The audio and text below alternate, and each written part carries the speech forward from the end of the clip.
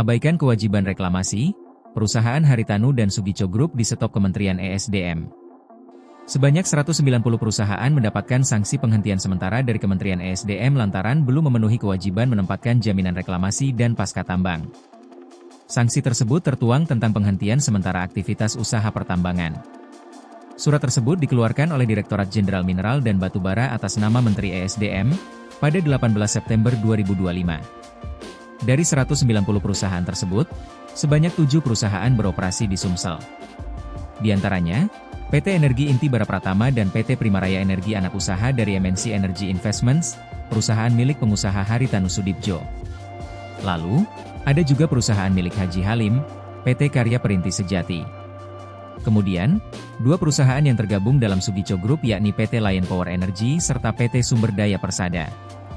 2 lainnya yakni PT Adiko Resources dan PT Murareksa CBM. Dari ketujuh perusahaan tersebut, sebanyak 4 perusahaan telah mendapat sanksi serupa pada 2022, yakni PT Adiko Resources, PT Karya Perintis Sejati, PT Lion Power Energy dan PT Murareksa CBM. Sanksi penghentian sementara ini merupakan tindak lanjut dari 3 tahapan peringan administratif sebelumnya yang tidak ditanggapi secara tuntas oleh perusahaan.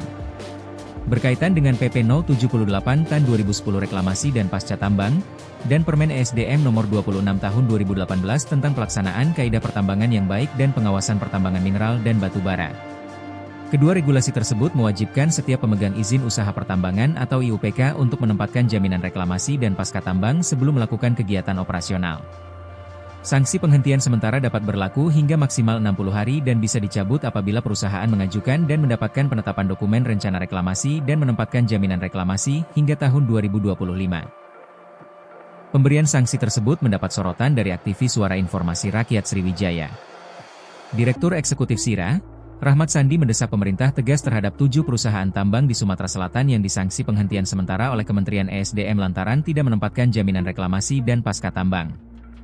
Dia menilai sanksi tersebut menjadi bukti lemahnya kepatuhan perusahaan tambang terhadap aturan yang telah ditetapkan dalam PP Nomor 78 Tahun 2010 dan Permen ESDM Nomor 26 Tahun 2018. Rahmat meminta Kementerian ESDM dan Pemprov Sumsel tidak berhenti pada sanksi administratif semata. Menurutnya, pemerintah harus membuka data lengkap perusahaan nakal kepada publik dan segera mencabut izin jika dalam 60 hari tidak ada pemenuhan kewajiban.